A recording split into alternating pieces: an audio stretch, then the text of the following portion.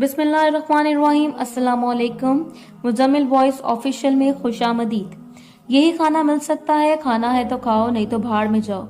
वैसे आजकल तुम्हारे नखरे कुछ ज्यादा नहीं हो गए? ये नहीं खाना, वो नहीं खाना। अब मैं तुम्हारी खातिर दो दो सालन नहीं बना सकती। एक तो कुछ कमा नहीं सकते, ऊपर से नखरे सातवें आसमान को छूने लगे। अपाहज इंसान, तुझे मेरे ही गले पड़ना था।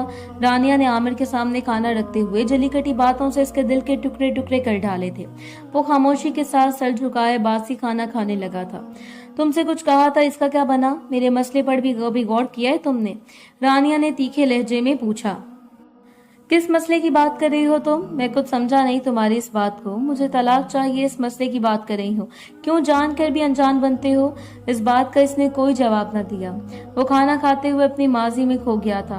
अरे आप कब आए? आने से पहले बताया भी नहीं। रानिया ने आमिर से मुस्कुराते हुए लाड किया था, फिर इसके कोट के बटनों से खेलने लगी थी। घर में कौन आया था?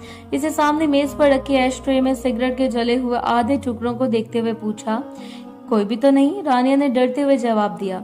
ये तुम डर क्यों रही हो और मेरे सामने झूठ क्यों बोल रही हो? आमिर ने पहले इसके माथे पर हल्का सा पसीना देखा था, फिर आगे बढ़कर मेज से वो एस्ट्रे उठा लाया था जिसमें आधे जले हुए सिगरेट के टुकड़े पड़े थे। तुमको कह रही थी घर में कोई भी नहीं आया था, तो क्या ये सिगरेट तुमने पी है? इसने सिगरेट के टुकड़ों की तरफ इशारा करते हुए कहा। मैं क्यों सिगरेट पीऊंगी? तुम तो सीधे तरीके से बताती क्यों नहीं कि घर में आखिर कौन आया था?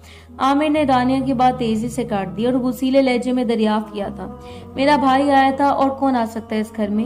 अब इस घर में मेरे भाई के आने पर भी पाबंदी है क्या? रानिया ने एक और झूठ बोलते हुए वसीले लहजे में जवाब दिया था, ताकि गुस्से की वजह से वो झूठ को भी सच समझे।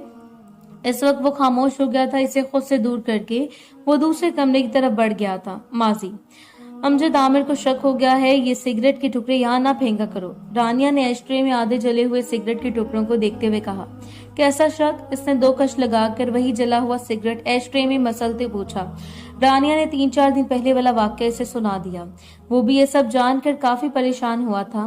फिर वो भी किसी गहरी सोच में डूबा था। कुछ सोचते हुए इसके पतले और बारीक होंठ एकदम से मुस्कुरा उठे थे। अब कुछ करना पड़ेगा जिससे सांप में मर जाए और लाठी भी न टूटे। अमजद ने गहरी सांस लेते हुए कहा और वही सिगरेट के जले हुए टुकड़े हाथ में उठाकर घर से बाहर चला गया था। रानिया इसे हैरत से जाते हुए देखने लगी थी। माजी, अरे सर अमजद, आप हमारे घर? वो भी इस वक्त? आमिर ने हाथ पर बंधी हुई घड़ी की तरफ देखा जहां सुइयां रात के 3 के हिस्सों को छू रही थी। वो वॉशरूम जाने के इरादे से उठा तो सामने अमजद गेट पर इसकी बीवी के साथ खड़ा हुआ पाया था। जी, मैं यहाँ से गुजर रहा था तो सोचा आपकी खैरियत मालूम करता चलूं। इसने अपनी पैंट की जेब से रुमाल निकालकर इसे अपने माथे पर हल्का सा आया पसीना साफ करते हुए कहा। सर, रात के 3 बजे आप मेरी खैरियत मालूम करने आए हैं? मुझे तो हैरत हो रही है। इसे मैं अपनी खुशनसीबी समझूं या किसी की मरहूने मिन्नत? इसने पास करी रानिया पर शाकी नजर डालते हुए पूछा। मैं समझा नहीं तुम्हारी बात, अमजद ने फौरन से पहले कहा। कुछ नहीं सर, आप बाहर क्यों खड़े हैं? अंदर तो आ जाए ना। अरे नहीं, अब मुझे इजाजत दें। तुम्हें देखने आया था, देख लिया, मैं आता जाता रहूंगा। खुदा हाफिज। ये कब आया था और क्यों आया था? आमिर ने गुस्सीले लहजे में पूछा। इसने बताया तो वो आपको देखने आया था। मुझसे क्यों पूछ रहे हो? जाकर अपने बॉस से पूछो। रानिया ये कहकर मेन गेट बंद करके कमरे के अंदर चली गई थी। अमजद, इससे पहले कि पानी सर से गुजर जाए, अब तुम्हें कुछ करना होगा। मैं थक गई हूँ वजाहतें दे देकर। वो तलाक देना ही नहीं चाहता, आप इससे कहो मुझे तलाक दे दे। रानिया अमजद के सामने खड़ी बहते आंसू के साथ कह रही थी। तो मत रो, आज तेरा काम हो जाएगा, तो फिक्र न कर। अमजद ने कुछ सोचते हुए कहा। क्या करोगे? रानिया फिक्रमंदी से बोली। इसे अपाहज करना पड़ेगा। और क्या करूंगा? फिर ये अपनी जगह पड़ा रहेगा और हम दोनों आराम से एक दूसरे से मिल लिया करेंगे। मतलब तुम मुझसे शादी नहीं करोगे? इसने हैरत से पूछा। यार, शादी भी कर लेंगे, भले मुझे अपना काम तो करने दो। तुम औरतों की इन्हीं दकियानूसी बातों से मुझे बहुत चिढ़ है। बात कुछ होती है और खत्म वो शादी पर आकर होती है। अमजद खासा चिढ़ा हुआ था, फिर वो रुका ही नहीं, लंबे लंबे डग भरता हुआ घर से बाहर चला गया। डॉक्टर साहब, क्या हुआ है इसे? आप बताते क्यों नहीं? रानिया इस वक्त डॉक्टर मुबीन के कैबिन में बैठी पूछ रही थी। देखें, हम खुद भी नहीं जानते इनको क्या हुआ है, बट जो लोग इसे यहाँ तक ले आए हैं वही बता रहे थे। एक ट्रक इसे कुचलता हुआ आगे बढ़ गया था। वो लोग इस ट्रक के पीछे भी गए थे, बट वो काफी तेज था, इससे इसे पकड़ नहीं सके। अभी डॉक्टर इससे बात कर रहा था कि रानिया के पर्स से मोबाइल की रिंगटोन हुई थी। इसने पर्स खोलकर मोबाइल की स्क्रीन को देखा तो अमजद कॉलिंग के नाम से जगमगा रहा था। एक्सक्यूज मी कहते हुए डॉक्टर के कैबिन से निकलकर एक साइड पर जा खड़ी हुई थी। हेलो। उसने मोबाइल का ग्रीन बटन पुश करते इसे कानों से लगाया था। जानो तुम बहुत परेशान थी ना, अब तेरी परेशानी खत्म। तेरा शौहर अपाहज हो गया है। सच्ची? आप सच कह रहे हो? रानिया खुशी से उछल पड़ी थी। हाँ हाँ यार, सच कह रहा हूँ। तो अब इसे तलाक ले ले, मैं तुझसे शादी करने को तैयार हूँ। एक बार फिर सोच लो, अपनी खुशी के लिए अपने बच्चों की खुशी बर्बाद ना करो। मैं तो अपाहज हो गया हूँ, किसी के काम का नहीं रहा।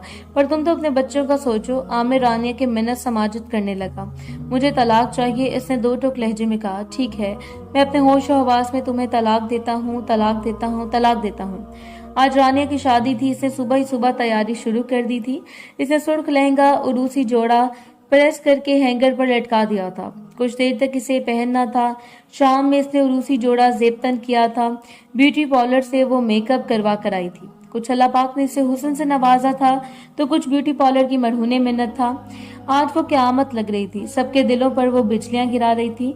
जिसने भी देखा वो सराहे बिना न रह सकी। सब लोगों ने इसे खूब तारीफ इसकी की। दूल्हे वाले भी बड़ी सी गाड़ी में आ चुके थे। अमजद ने आज सफेद कुर्ते के ऊपर सफेद रंग की वॉइस कोट पहनी थी। हुसा भी सफेद रंग का पहना था। बिलाखिर खैरो आफियत से शादी अंजाम पा गई। वो एक घर से रुखसत होकर अमजद की आलीशान महल में आ गई थी। आज वो बहुत खुश थी। जिसने ख्वाब देखा था इस पर कुन बोल दिया गया था।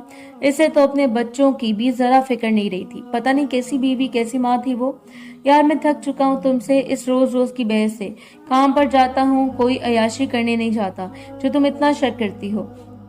अमजद ने थके थके लहजे में कहा। मुझे डर लगता है कोई औरत तुम्हें मुझसे बस कर दो। खुदा के लिए बस कर दो। हर औरत तुम्हारे जैसी नहीं होती, जो ना तो शोहर की हो सके ना बच्चों की। अमजद गुस्सीले लहजे में कहकर कमरे से बाहर निकल गया था। यार तुझे तेरी मुंह मांगी रकम देने को तैयार हूँ, तू बस मेरा काम कर दे। आज इसे शॉपिंग पर ले जाऊंगा, तू किसी तरह इस पर अपनी गाड़ी ठोक दे। मैं इसे बचाने की कोशिश करूंगा, तू मुझ पर गाड़ी न चढ़ाना, ख्याल रखना। वो अपने पुराने दोस्त से कह रहा था जिसने आमिर को अपाहज किया था। आज तकदीर इसके हाथों रानी को अपाहज बनाने वाली थी। यार सॉरी, पता नहीं सुबह गुस्से में क्या क्या बोल गया। चला तुझे शॉपिंग करवाने ले चलता हूँ, तो अपना मुंह ठीक कर ले बस। इसने गाड़ी की चाबी इसकी आंखों के सामने लहराई थी। मुझे नहीं चलना। इसने करवट बदली। उठना प्लीज यार। अमजद ने इसका चेहरा अपनी तरफ फेरा। अच्छा आप गाड़ी में चलकर बैठे, मैं चेंज कर कर आती हूँ। इसने अपनी जिद का हथियार डालते हुए कहा। चले। वो कपड़े चेंज करके गाड़ी में बैठते हुए बोली।